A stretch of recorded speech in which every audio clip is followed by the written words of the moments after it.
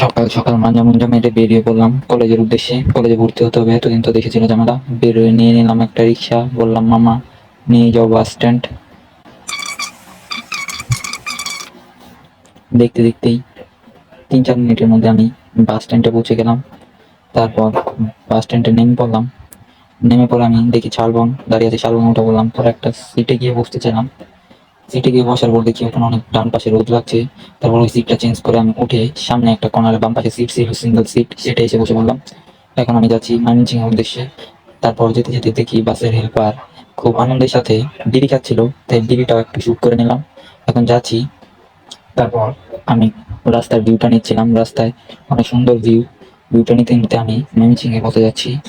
তারপর আর দেখতে দেখতে আমি চলে আসলাম চরপাড়া। চরপাড়ায় এসে একটা রিক্সায় উঠলাম। রিক্সায় উঠার পর আমি আনন্দমোহনের উদ্দেশ্যে রওনা করলাম। রওনা করতেই ডান পাশে পড়েছে আমাদের ময়মনসিংহ মেডিকেল কলেজ, সেটা সবাইকে দেখিয়ে দিলাম।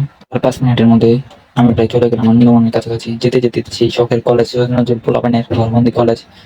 তারপর 2 মিনিটের মধ্যে আমি আমার শখের কলেজ আনন্দমোহনের সামনে পৌঁছে গেলাম। তারপর আমি কলেজের ভিতরে ঢুকলাম। ভিতরে ঢুকার পর ওরে বাবা, কি ঝামেলা সেটা তো বলার মতোই না, তাই কোনো ভিডিও করতে পারলাম না। শুধু বাইরে থেকে সবাইকে কলেজটা দেখালাম। এখন গিয়ে কলেজের ভিতরে প্রবেশ করলাম। তারপর আর কোনো ভিডিও শুট করতে পারিনি, কারণ অনেক চাপ ছিল এই ভর্তির জন্য। ভর্তির সব ঝামেলা শেষ করে বেরিয়ে পড়লাম ক্যাম্পাস থেকে। সামনে কোনো নতুন ভিডিওতে ক্যাম্পাসটাকে ঘুরে দেখাবো। তো ভিডিওটা এই পর্যন্তই। সবাই ভালো লাগলে লাইক, কমেন্ট, শেয়ার এবং সাবস্ক্রাইব করবেন এবং পাশে থাকবেন। ধন্যবাদ সবাইকে।